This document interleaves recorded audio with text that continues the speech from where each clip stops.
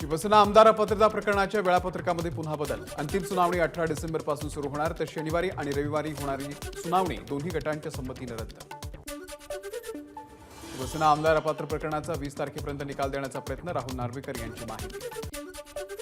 विधिमंडळामध्ये 2 दिवसांच्या चर्चेनंतर 55,520 कोटींच्या पुरवणी मागण्या मंजूर.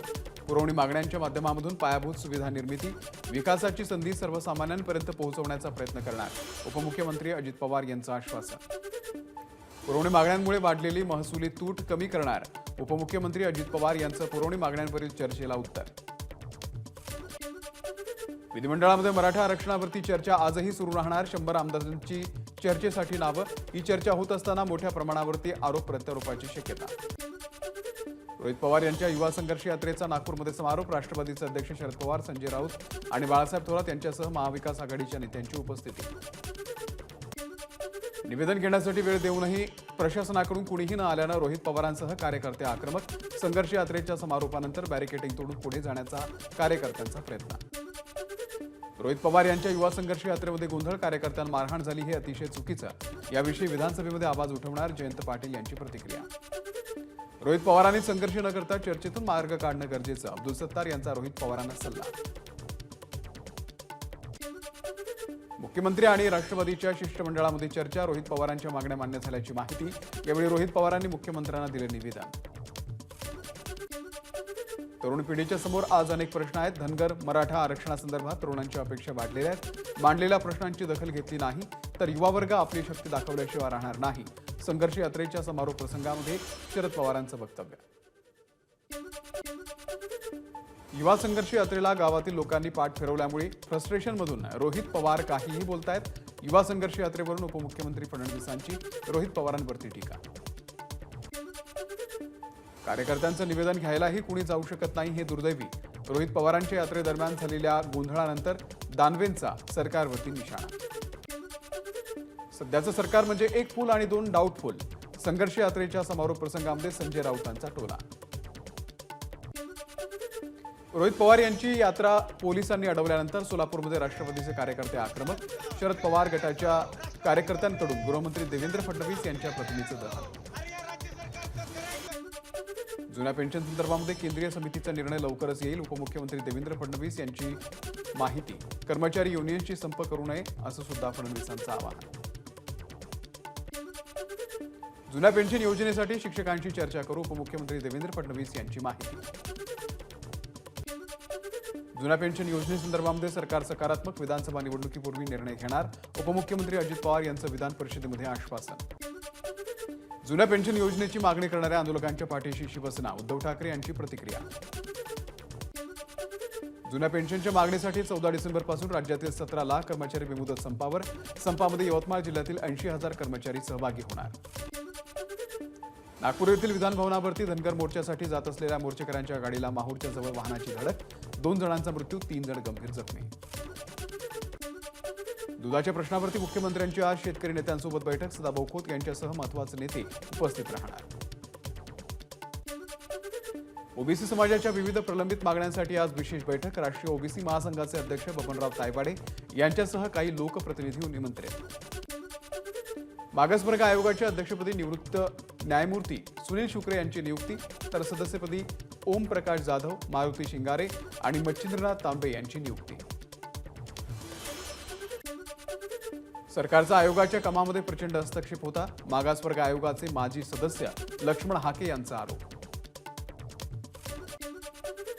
आयोगानं लवकर सर्व्हे द्यावा अशा सूचना सरकारनं केल्या असतील तर तो त्यांचा अधिकार.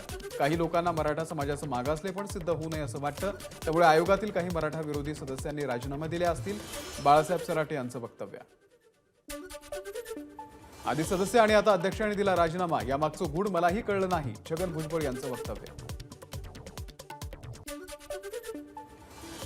छगन भुजबळ यांचं ऐकून अन्याय करायचा असेल तर मराठा समाज सरकारला सोडणार नाही. मनोज जरांगे यांचा इशारा. 1990 ते 2023 पर्यंत मराठा आरक्षणासंदर्भामध्ये घेतलेल्या निर्णयांची श्वेतपत्रिका काढा. मराठा क्रांती ठोक मोर्चाची मागणी. मराठा समाजाला सरसकट ओबीसी मधून आरक्षण देण्याची कोणतीही कार्यवाही प्रस्तावित नाही. राज्य सरकारची विधान परिषदेतील लेखी उत्तरामध्ये पुन्हा एकदा स्पष्टोक्ती. मराठा आरक्षणासंदर्भामध्ये सरकारनं ठोस भूमिका घेणं गरजेचं. आमदार प्रकाश आंबेडकर यांचं वक्तव्य. संविधान बदललं जाईल त्या दिवशी देशाच्या विभाजनाला सुरुवात होईल. जाती धर्माचं राजकारण करून अख्ख्या देशामध्ये दुहीचं राजकारण केलं जात आहे. आनंदराज आंबेडकर यांची प्रतिक्रिया. अनिल देशमुख खंडणी वसुली प्रकरणामध्ये नवीन ट्विस्ट. माफीचा साक्षीदार बनण्यासाठी दिलेली सहमती ईडीनं मागे का घेतली? ईडीच्या भूमिकेवरती आक्षेप घेत बडतर्फ पोलीस अधिकारी सचिन वाझे यांचा सवाल. गणपतीच्या दिवसामध्ये ज्यांनी नागपूर बुडवलं त्या विकास पुरुषाचीही चौकशी करा. नागपूर पाण्याखाली असताना हे बॉलिवूडच्या तारकांसोबत फोटो काढत होते. उद्धव ठाकरे यांची फडणवीसांवरती टीका. भाजप ज्यांना घाबरतो त्यांना बदनाम करण्याचा प्रयत्न करतो. मी त्यांच्या मनामध्ये भीती घातलेली आहे, त्यामुळे चौकशीच्या गोष्टी करतायत. एसआयटी चौकशीवरून आदित्य ठाकरे यांची भाजपवरती टीका. मुंबई पालिकेचं मागच्या 25 वर्षांचं ऑडिट होणार हे कळताच ठाकरे गटाच्या विश्व प्रवक्त्यांचे धाबे दणाणले. शिंदे गटाच्या शीतल म्हात्रे यांची सोशल मीडियावरून राऊतांवरती नाव न घेता टीका. समीर वानखेडे यांच्या विरोधातील याचिकेमधील एनसीबीला प्रतिवादी करण्याचे निर्देश. याचिकेमध्ये केतन तिरोडकर यांना सुधारणा करण्याचे कोर्टाचे निर्देश.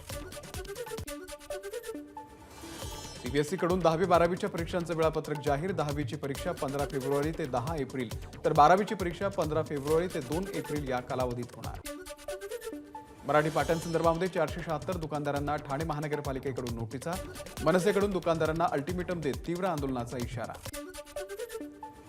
वरच्या अखेरीस मुंबई जालना वंदे भारत सुरू होणार. ही वंदे भारत 16 डब्यांची असण्याची शक्यता. मुंबई अहमदाबाद राष्ट्रीय महामार्गावरती प्रवास सुखकर होणार. महामार्ग खड्डे आणि अपघात मुक्त करण्यासाठी सिमेंट कॉन्क्रिटीकरणाचं काम सुरू. समृद्धी महामार्गाच्या वैभवामध्ये अजून भर पडणार. लवकरच समृद्धी महामार्गावरती ठाण्याच्या जवळ आंतरराष्ट्रीय क्रिकेट स्टेडियम आणि क्रिकेट अकादमी सुरू होणार. केंद्र सरकारकडून वाढवण बंदराच्या उभारणीच्या हालचाली सुरू. मात्र या विरोधामध्ये स्थानिक आक्रमक नागपूरमध्ये सुरू असलेल्या हिवाळी अधिवेशनानंतर स्थानिक धडकणार. पुण्यातील जिल्हाधिकारी कार्यालयाच्या बाहेर लोकसंघर्ष संघटनेचं अनोखं आंदोलन. ऑनलाईन गेमिंगला विरोध म्हणून केलं पत्ते खेळो आंदोलन. गेल्या 6 दिवसांपासून रायगडच्या खारपेट विभागामध्ये पाण्यासाठी उपोषण सुरू. उपोषणकर्त्यांनी अन्न पाणी सोडलं. पिण्यासाठी आणि सिंचनासाठी पाणी द्या, अन्यथा आंदोलन अधिक तीव्र करू. उपोषणकर्त्यांचा इशारा. 8 दिवसांपासून शिर्डीच्या राहुरी तालुक्यातील अंगणवाडी सेविकांचं कामबंद आंदोलन सुरूच. 15 डिसेंबरला राज्यातील अंगणवाडी सेविकांचा मोर्चा नागपूरला धडकला. विधिमंडळामध्ये ड्रग्ज आणि हुक्काबारवरील चर्चेनंतर बुलडाणा पोलीस ऍक्शन मोडवर. तालुक्यातील शेतामध्ये लावलेल्या गांजाच्या 400 जणांवरती कारवाई. दारू प्यायची असेल तर हातभट्टीची पिऊ नका, त्यानं विषबाधा होते. पंकजा मुंडे यांचं मोठं वक्तव्य. नांदेडमध्ये अतिरिक्त आयुक्त आणि स्वराज्य संघटनेमध्ये खडाजंगी. भूमी अधिग्रहण निमित्तानं बोलवलेल्या बैठकीमध्ये वाद झाल्याची माहिती. चंपाषष्ठीच्या निमित्तानं आजपासून जेजुरी गडावरती षडरात्र उत्सवाची सुरुवात. या निमित्तानं जेजुरीमध्ये येणाऱ्या भाविकांसाठी सर्व प्रकारच्या सुविधा उपलब्ध असल्याची मंदिर देवस्थानची माहिती. तुळजाभवानी देवीच्या सोने चांदीच्या पुरातन दागिन्यांची चोरी करणाऱ्यांवरती गुन्हे दाखल होणार. काही दागिने गहाळ झाल्याची चौकशी समितीच्या अहवालानंतर जिल्हाधिकाऱ्यांचे आदेश.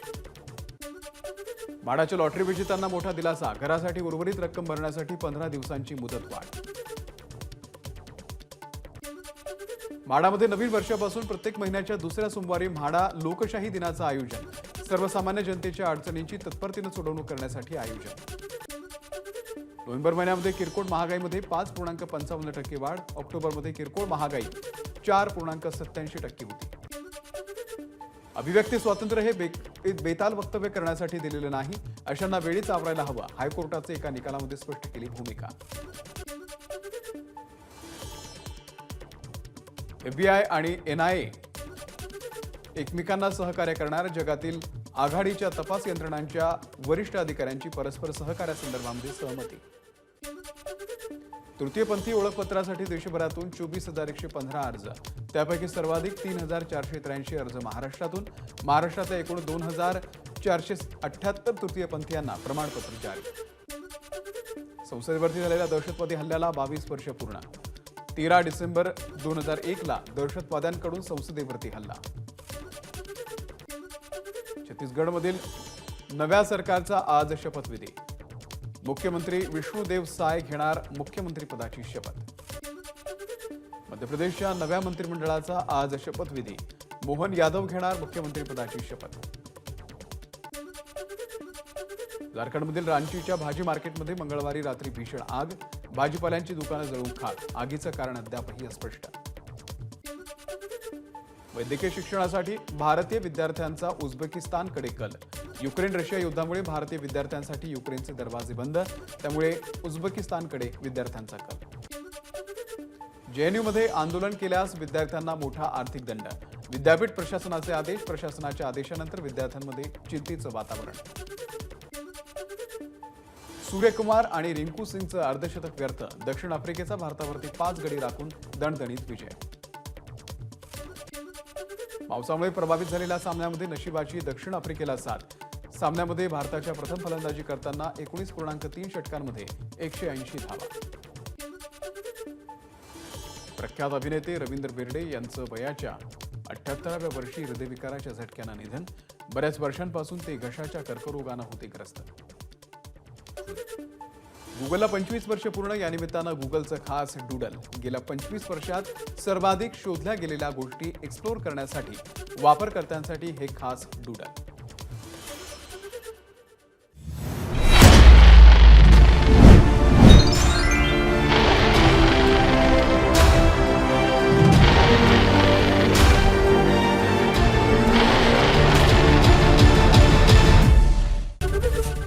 एबीपी माझा, उघडा डोळे बघा नीट.